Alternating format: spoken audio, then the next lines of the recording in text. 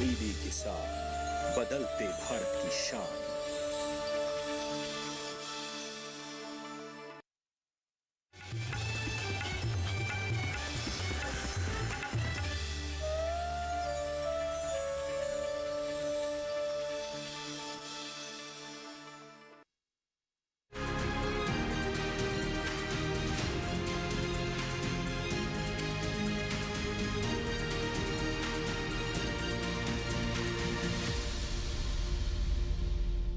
नमस्कार, स्वागत है आपका हमारे खास कार्यक्रम कृषि दर्शन में।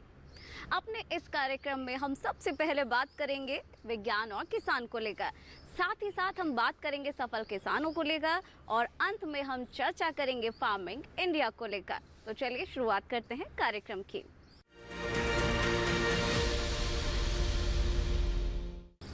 दिल्ली में पूसा स्थित सुब्रमण्यम ऑडिटोरियम में 59वीं वार्षिक चावल समूह बैठक आयोजित की गई। तो आइए देखते हैं। पूसा के सुब्रमण्यम ऑडिटोरियम में 59वीं वार्षिक चावल समूह बैठक 24 अप्रैल से 26 अप्रैल 2024 तक आयोजित की गई। इस 3 दिवसीय कार्यक्रम में राष्ट्रीय, अंतर्राष्ट्रीय, सरकारी और निजी क्षेत्रों के 350 से अधिक प्रतिनिधियों को चावल के अनुसंधान और विकास में प्रगति पर चर्चा करने के लिए एकत्र हुए। इस अवसर पर भारतीय कृषि अनुसंधान परिषद के महानिदेशक डॉक्टर हिमांशु पाठक, अंतर्राष्ट्रीय चावल अनुसंधान संस्थान फिलीपींस के महानिदेशक डॉक्टर अजय कोहली, भारतीय कृषि अनुसंधान संस्थान पूसा दिल्ली के निदेशक डॉक्टर ए.के. सिंह, भारतीय कृषि अनुसंधान परिषद के उप महानिदेशक डॉक्टर टी.आर. शर्मा, भारतीय कृषि अनुसंधान परिषद के सहायक महानिदेशक डॉक्टर डी.के. यादव एवं अन्य वरिष्ठ वैज्ञानिक उपस्थित थे। गौरतलब है कि 1965 में स्थापित AICRPR ने भारत को एक चावल आयातक से विश्व के सबसे बड़े निर्यातक तक बदलने में महत्वपूर्ण भूमिका निभाई है। 45 वित्त पोषित केंद्रों और लगभग 100 स्वैच्छिक केंद्रों को आच्छादित करने और अधिकतम 400 वैज्ञानिकों द्वारा समर्थित एक नेटवर्क के साथ AICRPR चावल उत्पादकता को बढ़ाने और खाद्य सुरक्षा सुनिश्चित करने के लिए अहम भूमिका निभा रहा है। चावल के विभिन्न किस्मों की पहचान करने और चावल उत्पादन में आने वाली चुनौतियों का सामना करने के लिए एक मंच के रूप में कार्य करता है। इस अवसर पर भारतीय कृषि अनुसंधान परिषद के महानिदेशक डॉक्टर हिमांशु पाठक ने कहा, आप जैसे जानते हैं कि राइस क्रॉप आज के दिन पूरे देश में 43 मिलियन हेक्टेयर से भी ज़्यादा क्षेत्र में हम ग्रो करते हैं और इस साल का जो प्रोडक्टिविटी है वो 130 मिलियन टन से भी अधिक चावल, इसको अगर धान में ही करेंगे तो इसको 1.5 टाइम से मल्टीप्लाई करना पड़ेगा। और कुछ अगर विगत कुछ दशकों का हम देखेंगे तो राइस की प्रोडक्टिविटी लगातार बढ़ती जा रही है, चाहे वो बासमती वेराइटी बासमती राइस का हो या नॉन बासमती का भी हो। और जितने फार्मर्स राइस के साथ जुड़े हुए हैं, आज की जो हमारा मीटिंग है जो 3 दिन व्यापी हम करते हैं, इस मीटिंग में राइस के रिसर्च हो, एडुकेशन हो या एक्सटेंशन में हो, क्या क्या उपलब्धियां हमारे रही है पिछले 1 साल में और चुनौतियां क्या क्या है, ये सब का हम आकलन करते हैं। और आकलन करने के बाद आने वाले समय में हमारा रिसर्च का क्या डायमेंशन होगा, क्या डायरेक्शन होगा, इसके बारे में हम नीति निर्धारण करते हैं। इसमें 1-2 बात मैं आपके साथ साझा करना चाहता हूँ। बासमती राइस खास करके आप जैसे जानते हैं, जितने भी हमारे एग्रीकल्चर एक्सपोर्ट होता है उसका एक मेजर शेयर जो है कि बासमती राइस का है। और बासमती राइस पूरे देश भर से जितना भी निर्यात होता है उसका 95% हमारे आईआईआई संस्थान जो पूसा नई दिल्ली के संस्थान है, 95% वैरायटीज़ जो हैं वो हमारे पूसा संस्थान के द्वारा वो विकसित की गई है। उस तरीके से अगर नॉन बासमती के क्षेत्र में देखिएगा तो हमारे आईसीआर इंस्टीट्यूट्स और ये जो एक्रिप जो प्रोग्राम्स है जिसके माध्यम से हम सारे वैरायटीज़ का अलग अलग जगह में ट्रायल करते हैं और फिर जो है कि एक वैरायटी रिलीज़ कमेटी है, सेंट्रल वैरायटी रिलीज़ कमेटी, उसके माध्यम से इसको हम रिलीज़ करते हैं अलग अलग जोन के लिए। तो इसमें भी देखिए कि लगातार जो है कि जो प्रजातियाँ हम विकसित कर रहे हैं, ना केवल इसकी प्रोडक्टिविटी पैदावार ज़्यादा है, बल्कि धीरे धीरे इसका क्लाइमेट रेजिलियंस, जलवायु सहनशीलता, इसका न्यूट्रिएंट कंटेंट जिसको हम बायोफोर्टिफिकेशन बोलते हैं, और इसका tolerance to biotic as well as abiotic stresses, ये सब भी लगातार बढ़ रहा है।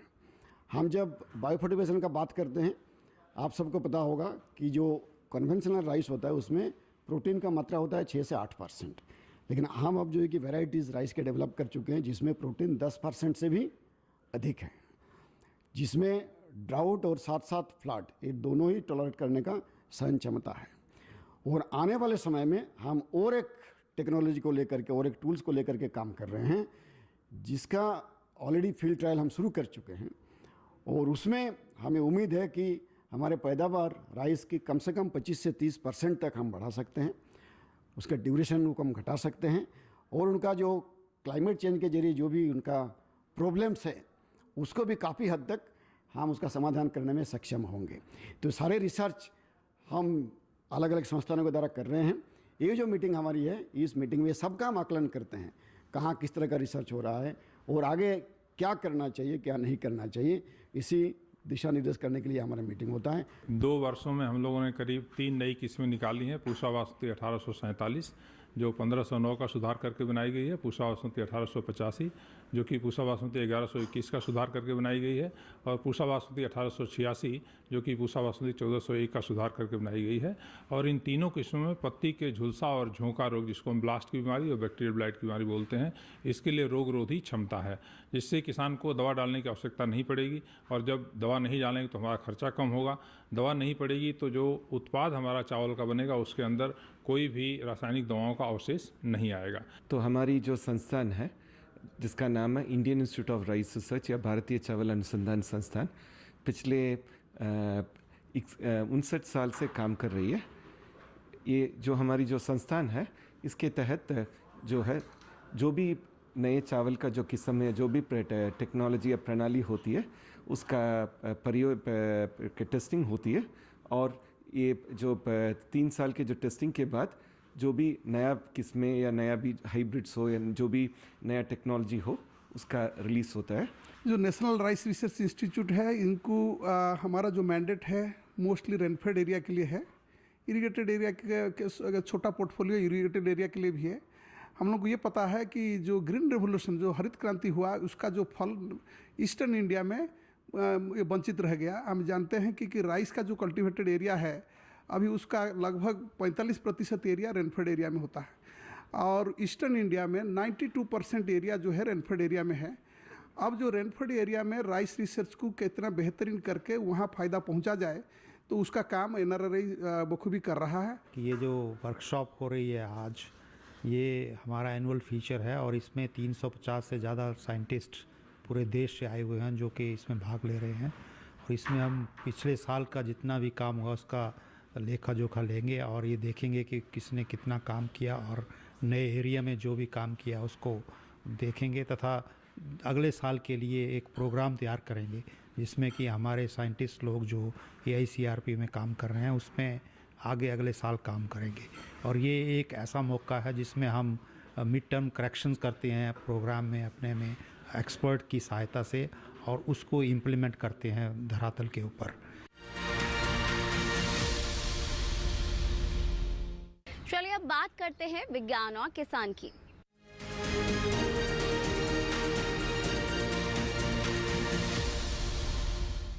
जैसा कि आप सभी जानते हैं, आजकल खेती बाड़ी में अलग अलग तकनीकें इस्तेमाल की जा रही हैं। ऐसे में प्लास्टिक के ट्रे में नर्सरी तैयार की जा रही है। इसमें अलग अलग शंक्वाकार खाने बने हुए होते हैं जिसमें ये नर्सरी तैयार की जाती है और बीजों को बिना मिट्टी के उगाया जाता है। और ये तकनीक दूसरी तैयार की जाने वाली नर्सरी की तकनीकों से बिल्कुल अलग होती है। दिखाते हैं आपको।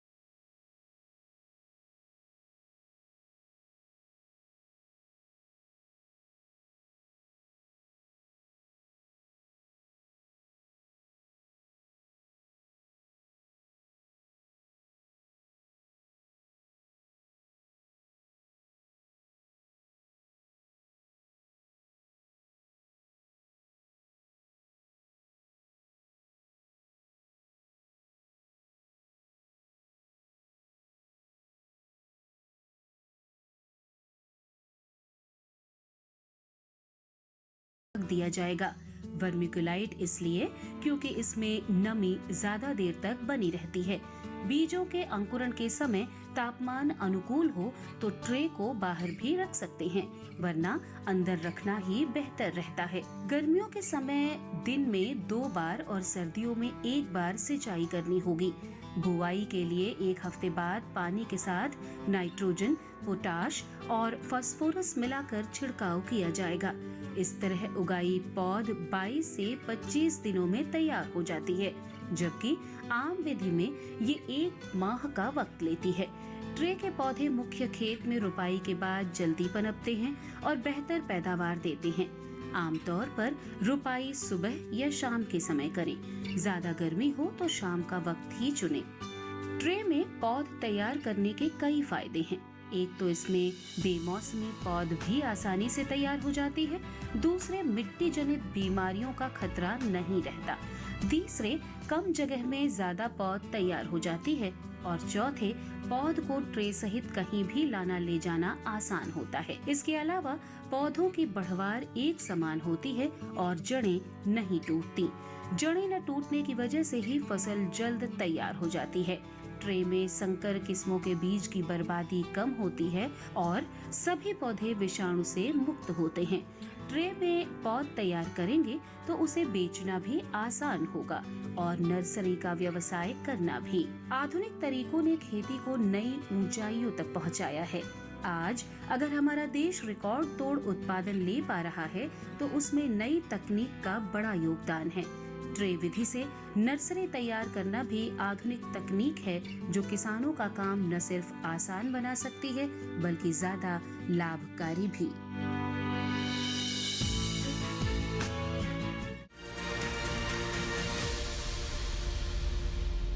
तो चलिए फिलहाल रुकते हैं एक छोटे से ब्रेक के लिए। ब्रेक के उस पार हम बात करेंगे सफल किसान को लेकर। तब तक बने रहिएगा दूरदर्शन किसान पर।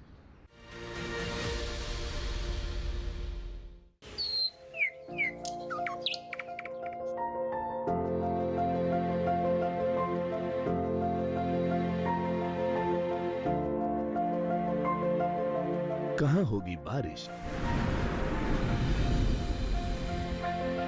किस जगह पड़ेगी बर्फ, कहाँ रहेगा कोहरा, कैसा रहेगा तापमान, पर्यटन स्थलों पर क्या रहेगी मौसम की स्थिति। जानने के लिए देखिए मौसम खबर रोजाना शाम 7:30 बजे सिर्फ डीडी किसान पर।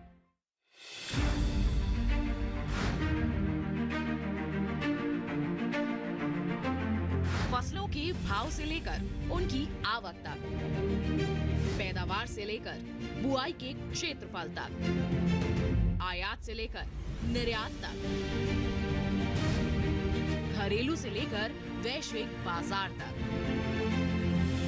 मंडियों की सही और ताजा जानकारी पाएं। विशेषज्ञों की राय का लाभ उठाएं। देखिए मंडी खबर सोमवार से शनिवार शाम 5 बजे सिर्फ दूरदर्शन किसान पर।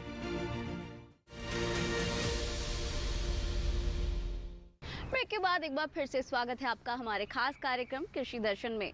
तो चलिए अब बात करते हैं सफल किसान को लेकर।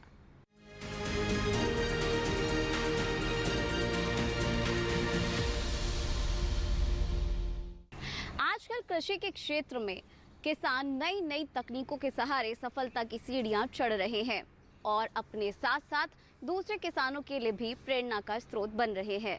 ऐसे ही सफल किसान से आपको मिलाते हैं। हरियाणा राज्य का एक जिला है सोनीपत। यहाँ से कुछ ही किलोमीटर दूर एक गांव है मनौली। इस गांव के किसान कुछ साल पहले तक परंपरागत फसलों यानी गेहूं और धान के सहारे ही जिंदगी गुजार रहे थे, इस उम्मीद पर कि उनके जीवन में कोई तो बदलाव लाने आएगा। इसी गांव में पवन कुमार ने एक किसान परिवार में जन्म लिया। बचपन में पवन कुमार को जब भी स्कूल से छुट्टी मिलती तो वे अपने खेत में जाकर अपने पिता का हाथ बटाते। फसलों की कटाई का समय तो उनके लिए किसी त्योहार की तरह था। गांव में पढ़ाई करने के बाद आगे की पढ़ाई के लिए वे दिल्ली चले गए। पढ़ाई करने के बाद वे दिल्ली में ही नौकरी करने लगे, लेकिन परिस्थितियों के कारण पवन कुमार को अपने खेतों की ओर लौटना पड़ा। गांव आकर उन्हें लगा कि यही भूमि उनकी कर्म भूमि साबित होगी। गांव आकर उन्होंने अपनी पुश्तैनी खेती करनी शुरू की, लेकिन उनकी पढ़ाई लिखाई उन्हें आधुनिक खेती करने के लिए प्रेरित कर रही थी। क्या और कैसे किया जाए, इसके लिए पवन कुमार कृषि संस्थानों में चक्कर लगाने लगे, जहां उन्हें तमाम तरह की जानकारियां मिली। अब उन्होंने गेहूं और धान की खेती करने के बजाय सब्जियों की खेती करने का फैसला किया। ये फैसला उन्होंने खुद ही नहीं लिया, बल्कि उनके समूह के किसानों ने भी इसमें अपना समर्थन दिया। खीरा, शिमला मिर्च और अन्य सब्जियों की खेती उनके क्षेत्र में शुरू हुई। सब्जियों की खेती में पवन कुमार को अपार सफलता मिली। वर्ष 2000 में उन्होंने स्वीट कॉर्न और नई सब्जियों की खेती के नए तरीके सीखे।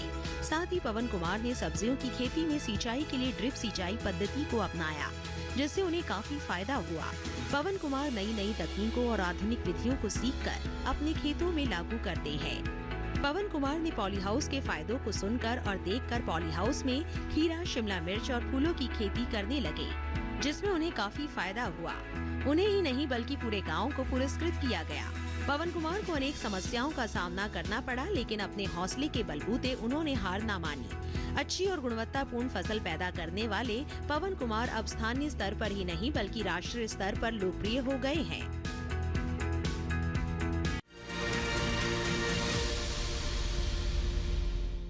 चलिए यहाँ रुकेंगे एक छोटे से ब्रेक के लिए। ब्रेक के उस पार हम बात करेंगे फार्मिंग इंडिया को लेकर।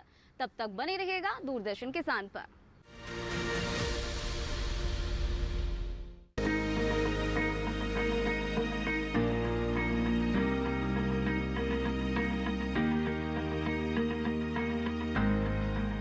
घर के बगिया में छिपा है सेहत का खजाना। टेरेस गार्डनिंग से बनेगा घर ब्यूटीफुल और हेल्दी। क्यों ना गार्डन में उगाएं अपने फल फूल और सब्जियां, जिससे सेहत भी बने और छत की बगिया भी खिली खिली रहे। देखिए छत पर बागवानी, शनिवार सुबह 9 बजे सिर्फ दूरदर्शन किसान पर।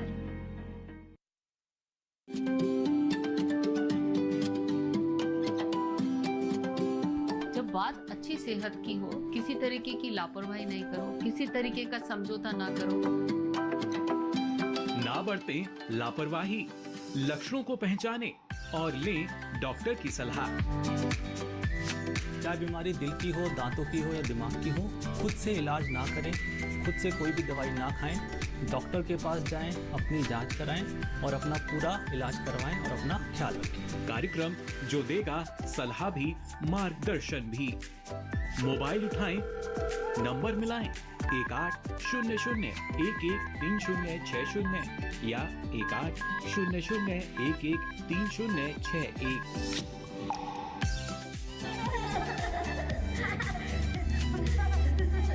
आपके अपने फोन इन कार्यक्रम स्वस्थ किसान में हर शनिवार शाम 6 से 7 बजे सिर्फ डीडी किसान पर।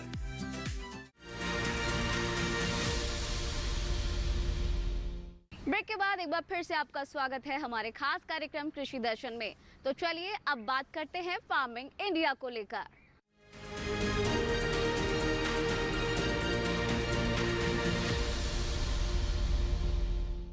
आजकल सॉइल हेल्थ कार्ड प्रोग्राम के बारे में सभी लोगों को समझाया जा रहा है और इसके साथ साथ विद्यालयों में भी छात्र छात्राओं को मिट्टी के बारे में बताया जा रहा है। मिट्टी का कितना महत्व है, क्या कुछ उपयोग है, ये तमाम बातें बच्चों को भी समझाई जा रही है। इसके साथ साथ हम सभी को मिट्टी का महत्व समझने की काफ़ी ज़्यादा ज़रूरत है। तो आइए इसको लेकर एक रिपोर्ट आपको दिखा देते हैं।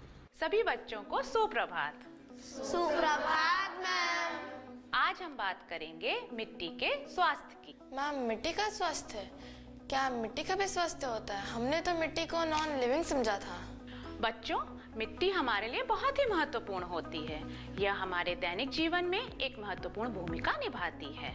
लाखों सूक्ष्म जीव भी मिट्टी में निवास करते हैं और हम जो भी खाते हैं वो मिट्टी से ही तो आता है, जैसे फल, सब्जियां, फसलें इत्यादि। ओ मैम, ये तो बहुत इंटरेस्टिंग लग रहा है। स्वस्थ मिट्टी से जहाँ पौधों, वृक्षों और फसलों को पोषण मिलता है, वहीं अच्छे पोषण से हम भी स्वस्थ रहते हैं। वहीं खराब मिट्टी के स्वाद से हमारी जैव विविधता और कृषि जलवायु भी सीधे प्रभावित होती हैं। मैम, तो कैसे पता चलेगा कि मिट्टी स्वस्थ है कि नहीं? ठीक वैसे ही जैसे हम अपने शरीर के स्वास्थ्य की जांच ब्लड टेस्ट और एक्सरे इत्यादि से करते हैं, उसी प्रकार मिट्टी स्वस्थ है या नहीं, उसके लिए हम मिट्टी के विभिन्न पैरामीटर्स की जांच करते हैं। समझ आ गया मैम। मिट्टी के जांच के माध्यम से हमें ये पता चलता है कि हमारी मिट्टी क्यों बीमार है। सही समझे बच्चे। इसीलिए भारत सरकार ने बच्चों को मिट्टी के स्वास्थ्य का महत्व समझाने के लिए स्कूल सॉइल हेल्थ कार्यक्रम शुरू किया है। Ma'am, school soil health program में हम क्या सीखेंगे? इस प्रोग्राम के द्वारा के वैज्ञानिक आपको मिट्टी का महत्व, मिट्टी के स्वास्थ्य की जांच के लिए सैंपल कैसे लेने हैं और अन्य जरूरी जानकारियां देंगे। आप विद्यालय में लिए गए मिट्टी के सैंपल की 12 पैरामीटर्स पे जांच करेंगे। हेलो बच्चों। Hello sir. जैसे कि हम सब ये जानते हैं कि मिट्टी का खराब स्वास्थ्य हमारे जीवन को भी प्रभावित करता है, पर मिट्टी का स्वास्थ्य खराब कैसे होता है, पहले ये जानते हैं। अत्यधिक रासायनिक उपयोग के कारण जीवाणुओं और माइक्रो ऑर्गेनिज्म का संतुलन विघटित हो सकता है, जिससे मिट्टी की गुणवत्ता घट जाती है और फसलों की उपज में भी कमी आती है। मिट्टी की क्षति का यह एक मुख्य कारण है। जलवायु परिवर्तन के कारण मिट्टी परिवर्तित होती रहती है, जिससे किसानों को फसलों को उगाने में और मुश्किल होती है। इसके अलावा वायुमंडलीय बदलाव से मौसम की अनियमितता बढ़ती है, जो कि फसल के चक्र को प्रभावित करता है। मिट्टी का कटाव या खनन भी एक महत्वपूर्ण कारण है। इससे भूमि का स्तर कम हो जाता है और ये खेती के लिए कम उपयुक्त हो जाती है। इन सभी कारणों को ध्यान में रखकर हमें मिट्टी की सुरक्षा के लिए कार्रवाई करनी चाहिए। तो बच्चों, मिट्टी की जांच क्यों महत्वपूर्ण है, समझ आया? जी सर। तो बच्चों, मिट्टी के परीक्षण के बाद भारत सरकार किसानों को मिट्टी के स्वास्थ्य कार्ड देती है। यह एक विशेष प्रकार का कार्ड होता है जिसमें मिट्टी के स्वास्थ्य से संबंधित सभी प्रकार की जानकारियां होती हैं। ये आपकी मिट्टी के 12 पैरामीटर्स की मापदंड करके उसमें पोषक तत्वों की मात्रा, मिट्टी की बनावट, पीएच स्तर और उत्पादकता से संबंधित महत्वपूर्ण कारकों के बारे में बताता है। स्वास्थ्य कार्ड द्वारा दी गई सिफारिशों का उपयोग करके किसान न सिर्फ अपनी मिट्टी को स्वस्थ रख सकता है, बल्कि उत्पादकता भी बढ़ा सकता है। तो बच्चों, आप तैयार हैं कि खेत में जाके मिट्टी का नमूना लें? जी सर।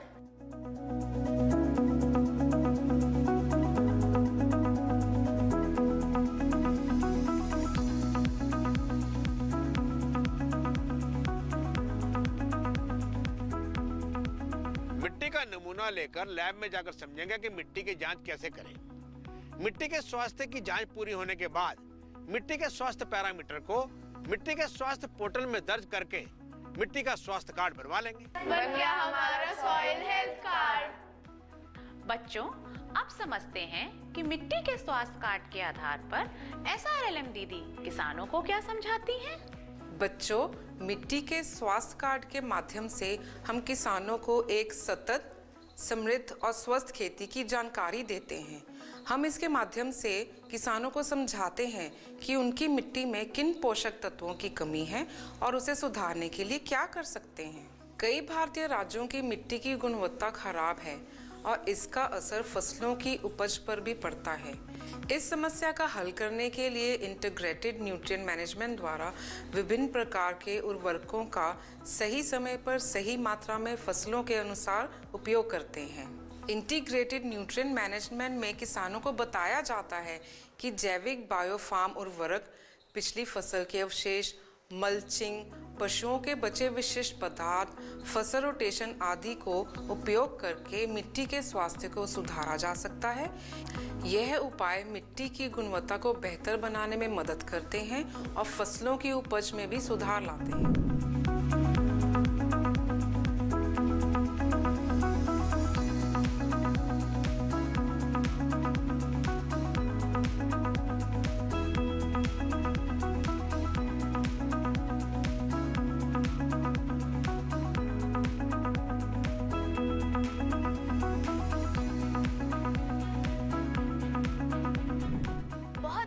खेतों में इन तकनीकों के उपयोग की जानकारी देकर हम अपने परिवारों को और किसानों को सतत, स्वस्थ और समृद्ध बना सकते हैं।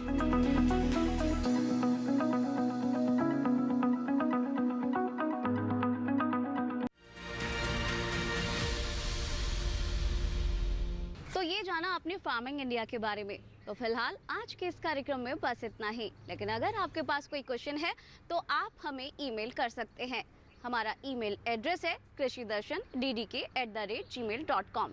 इसके साथ ही अगर आप कोई प्रश्न हमें भेजना चाहते हैं तो आप हमें पत्र लिख सकते हैं। हमारा पता है कमरा नंबर 58, CPC दूरदर्शन, खेलगांव, नई दिल्ली, पिन नंबर 110049। अगर आप ये कार्यक्रम एक बार फिर से देखना चाहते हैं, एक बार फिर से जानकारी हासिल करना चाहते हैं, तो आप आपके टेलीविज़न स्क्रीन पर दिखाए जा रहे इस QR कोड को स्कैन करके DD किसान के इस चैनल पर जाकर इस कार्यक्रम को एक बार फिर से देख सकते हैं और एक बार फिर से तमाम जानकारी हासिल कर सकते हैं। तो फिलहाल हमें दीजिए इजाज़त। नमस्कार।